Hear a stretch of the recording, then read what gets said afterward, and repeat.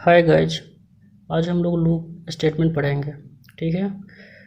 पिछले सीरीज़ में जो हम लोग अभी जो लेटेस्ट जो सीरीज स्टार्ट किए हैं जो स्टार पैटर्न प्रिंटिंग का, उसमें लूप का मेन रोल होता है। और मेरे ख्याल से स्टार पैटर्न प्रिंटिंग करने से पहले हमें लूप के बारे में अच्छे से जान लेना चाहिए कि लूप कैसे वर्क करता है, उसका कंडीशन कैसे लगता है, उसमें इनिशियलाइजेशन कैसे होता है, उसका वेरिएबल इंक्रीमेंट या डिक्रीमेंट कैसे करता है। ठीक है। बेसिकली लूप किस लिए यूज होता है? लूप इसलिए यूज होता है क्योंकि एक ही स्टेटमेंट को बार बार एग्जीक्यूट करने की ज़रूरत पड़ती है, तो उस कंडीशन में हम लूप लगा देते हैं। और लूप भी तीन तरह के होता है, जैसे कि फॉर लूप हो गया, वाइल लूप हो गया, डू वाइल लूप हो गया। लेकिन जनरली स्टार पैटर्न प्रिंटिंग में हम लोग फॉर लूप को ही यूज करते हैं। तो सबसे पहले हम लोग फॉर लूप को ही समझते हैं कि ये क्या है और कैसे वर्क करता है। ठीक है। तो पहला क्वेश्चन ये है कि लूप क्यों यूज़ किया जाता है? तो लूप इसलिए यूज़ किया जाता है कि जब भी प्रोग्रामिंग में कोई भी स्टेटमेंट को रिपीटेडली बार बार एग्जीक्यूट करना पड़ता है, तो उस कंडीशन में लूप लगाया जाता है। और स्टार पैटर्न प्रिंटिंग में भी वही है, भी हर लाइन में जाना है, हर लाइन में स्टार प्रिंट करना है, हर लाइन में स्पेस प्रिंट करना है, यानी कि एक ही जो स्टेटमेंट है वो बार बार एग्जीक्यूट हो रहा है, तो वहाँ पे हम लोग लूप का यूज़ करते हैं। ठीक है। तो देखते हैं, आज हम लोग फॉर लूप को देखते हैं कि ये कैसे काम करता है। सबसे पहले इसका सिंटेक्स देखते हैं। तो फॉर लूप ऐसे लिखा जाता है, फॉर ब्रैकेट, यहाँ पे expression 1, then semicolon, expression 2, then semicolon, expression 3, bracket बंद, then curly bracket open and curly bracket close. ठीक है। और इन दोनों के बीच में क्या रहता है? Curly bracket open and close के बीच में स्टेटमेंट रहता है, जिसको हम लोग एग्जीक्यूट करवाते हैं बार बार। ठीक है। अब यहाँ पे देखिए, एक्सप्रेशन 1 का मतलब क्या है? एक्सप्रेशन 1 का मतलब है इनिशियलाइजेशन। ठीक है। एक्सप्रेशन 2 का मतलब क्या है? कंडीशन। एंड एक्सप्रेशन 3 का मतलब क्या है? इसको वेरिएबल अपडेट बोलते हैं, या फिर मॉडिफाई भी बोलते हैं, या फिर इंक्रीमेंट या फिर डिक्रीमेंट भी बोल सकते हैं। ठीक है। तो यही हम लोग लिखते हैं। फर्स्ट क्या रहता है? Initialisation, then condition, then update. अच्छा, एक चीज़ और, ये तीनों ऑप्शनल है। इसको लिख सकते हैं, नहीं भी लिख सकते हैं, तीनों ऑप्शनल है। किसी को लिख सकते हैं, किसी को नहीं लिख सकते हैं, वो हम लोग आगे के वीडियो में देखेंगे ज़्यादा डिटेल में। लेकिन यहाँ पे दो चीज़ है जो फिक्स है और मैंडेटरी है, वो है सेमीकोलन। ये दो सेमीकोलन जरूर रहेगा, और बाकी ये सब ऑप्शनल है जो हम लोग आगे देखेंगे। हर एक्सप्रेशन का अपना प्रॉपर्टी होता है, वो हम लोग आगे डिटेल में पढ़ेंगे। ठीक है। लेकिन अभी बस इतना जानना है कि सेमीकोलन मैंडेटरी होता है, ये ज़रूर रहेगा। तो ये तो हो गया सिंटेक्स। अब इसको लिखते कैसे हैं? सपोज एक वेरिएबल ले लिए इंट आई। ठीक है। इसको लूप में चलाना है। अच्छा, हमें प्रिंट करना है 1 2 3 4 5 6 7 8 9 एंड 10। ठीक है। ऐसा प्रिंट करना है हमें। तो इसको क्या करते हैं? लूप के थ्रू करते हैं। जैसे i equal to 1 semicolon, i less than equal to 10, i plus plus. ठीक है। देन हमें यहाँ पे प्रिंट करना क्या है? आई। तो प्रिंट एफ, आई क्या है? इंट है, तो उसके लिए परसेंट डी, इंटीजर है तो, एंड आई। ठीक है, लिख दिए। अब देखिए ये क्या, ये वर्क कैसे करेगा? ठीक है, समझिए। सबसे पहले इनिशियलाइजेशन होगा, तो आई इक्वल टू 1। ठीक है। जैसे इनिशियलाइजेशन होगा तो ये क्या करेगा? कंडीशन को चेक करेगा। अगर ये कंडीशन ट्रू रहा तब तो ये लूप के अंदर आएगा और इस स्टेटमेंट को एग्जीक्यूट करेगा, अगर ये ट्रू रहा तो। लेकिन अगर ये कंडीशन फॉल्स हो गया तो सीधा लूप के बाहर आएगा। ठीक है, सीधा लूप के बाहर आएगा। सबसे पहले क्या करेगा? इनिशियलाइज करेगा वेरिएबल को, देन कंडीशन चेक करेगा। अगर ये कंडीशन ट्रू रहेगा तो लूप के अंदर आएगा, जो भी स्टेटमेंट लिखा हुआ है उसको एग्जीक्यूट करेगा। एंड अगर ये कंडीशन फॉल्स हुआ तो सीधा लूप के बाहर। अच्छा, कंडीशन ट्रू होने के केस में स्टेटमेंट एग्जीक्यूट होगा।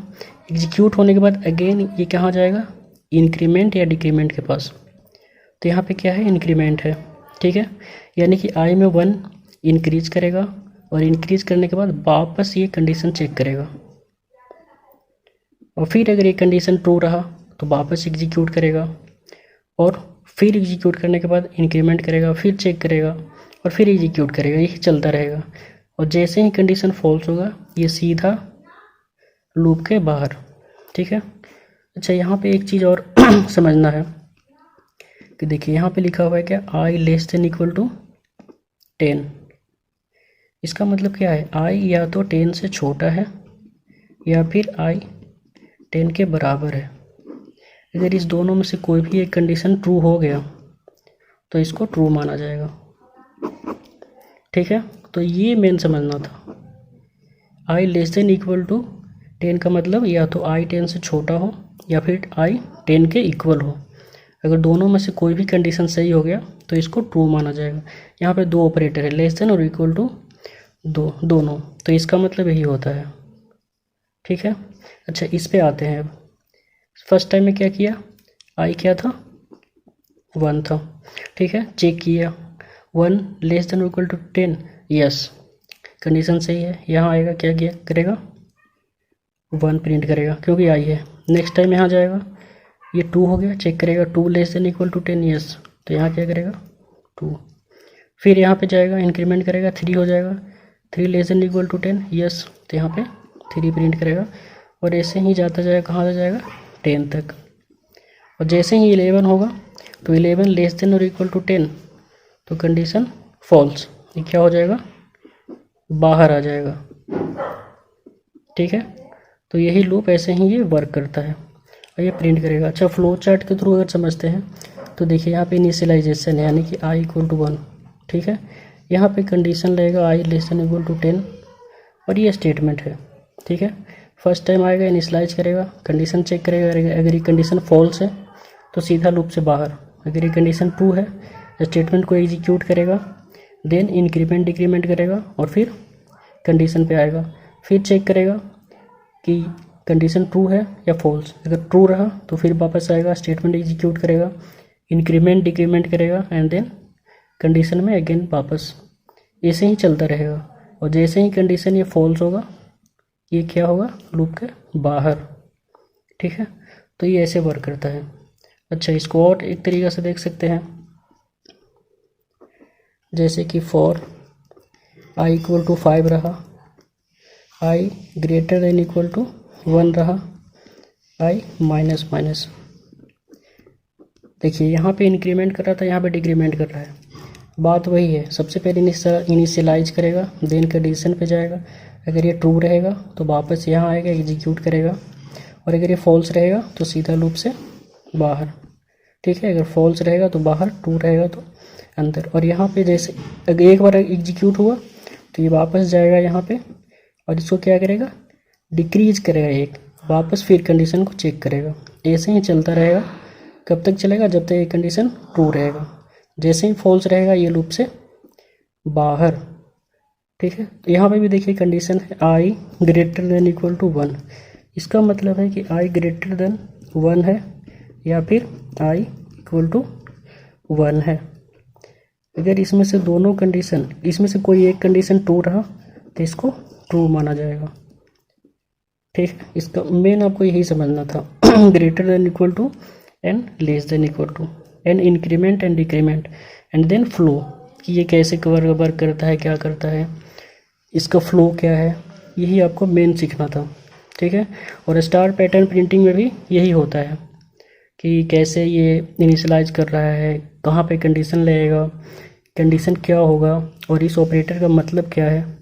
तो ये बताने का मेन मकसद यही था कि आप लोग फॉर लूप को अच्छे से सीख जाएं, ठीक है। आशा करते हैं कि आप लोग सीख गए होंगे। बाकी ये जो है इसका एक्स्ट्रा पार्ट है कि कौन ऑप्शनल है और भी इसका क्या क्या प्रॉपर्टी है अलग अलग, ये हम लोग नेक्स्ट वीडियो में अच्छे से पढ़ेंगे, क्योंकि इसका एक फॉर्मेट नहीं है, बहुत सारा फॉर्मेट है। ये सबसे सिंपल वाला फॉर्मेट है जो स्टार पैटर्न या नंबर पैटर्न प्रिंटिंग में यूज होता है, तो उसको पढ़ने से पहले ये सीखना ज़रूरी था। ठीक है, मिलते हैं नेक्स्ट वीडियो में।